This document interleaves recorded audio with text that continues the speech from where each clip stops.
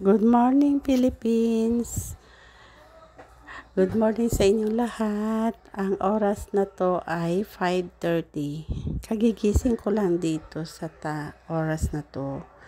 Bumangon na ako kasi sabi ko sa mga kapatid namin, kukuha kami ng pangkasaba cake.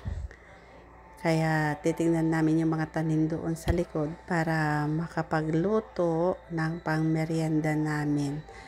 Ayan, ang sarap ng panahon ngayon. Walang ulan, walang bagyo. Katatapos lang ng bagyo. Grabe ang Pilipinas. Nakakalungkot yung mga nasalanta ng bagyo.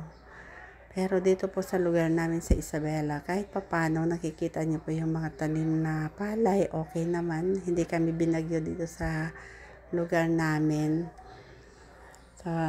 Sa mga naapektuhan, pray lang po tayo na sana maging okay din kayo. Makakabangon din po tayo lahat. Ayan, naglalakad kami papunta doon sa likod. Puntahan namin yung mga ibang tanim doon kung may makukuha kaming mga halaman. Ayan, nadaanan namin yung papaya kaya kinuha ng aking kapatid yung bunga para makain mamaya. Diretso muna kami doon sa likod kasi may mga tanim yung kapatid ko na mga gulay. Tingnan namin kung makaka-harvest kami. Kung hindi kami, yung mga lalaki mamaya pagkagising nila. Kasi natulog na kaming lahat, mga umaga na po, nagkantahan kami. Wala lang kami nagawa kasi Sabado naman, tas Linggo, holiday. Kaya sinamantala na namin nagkantahan kagabi. Ayan, tinitingnan namin, hindi kami makatawid kasi may malaking mga damo na dyan. Hindi na namin diniretso yan. Hanggang dyan na lang. Ayan po. Magandang umaga sa inyo lahat. Mag-iingat po tayo lagi. Bawal magkasakit. Basta isipin lang natin maging okay ang bawat isa. Bye!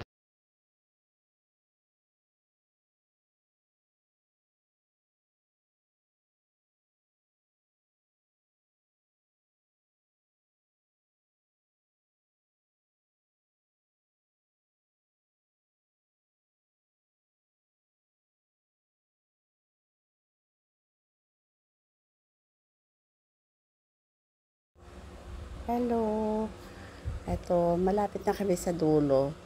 Dito sa bukid, may mga bahay-bahay din sa dulo-dulo. Napalibutan kami ng bukirin. Kaya yan. Ito, medyo malayo na yung nalakad namin. Kasi tumitingin kami ng mga gulay.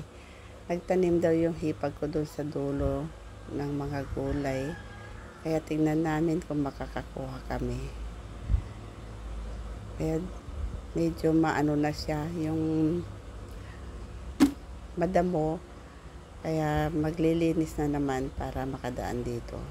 Ayan, kasi nung bumagyo, itong mga kahoy, nagtumbahan. Kaya ayan, ang dami. Yan, mamaya pabunot ko lahat yan para makakain kami ng kasaba. Ayan, nandun na kami almost sa dulo. Wala pa kami sa kadulo-duluhan. Titignan pa lang namin. Kung mapapansin nyo, ayan, marami na din puno na saging na naitanim. Kaya, Tita, dito nga po. Magkano po?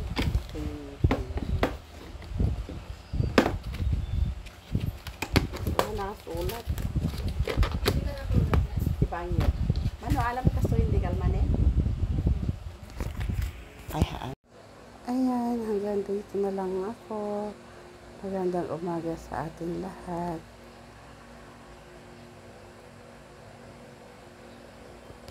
Bye-bye. See you again next time.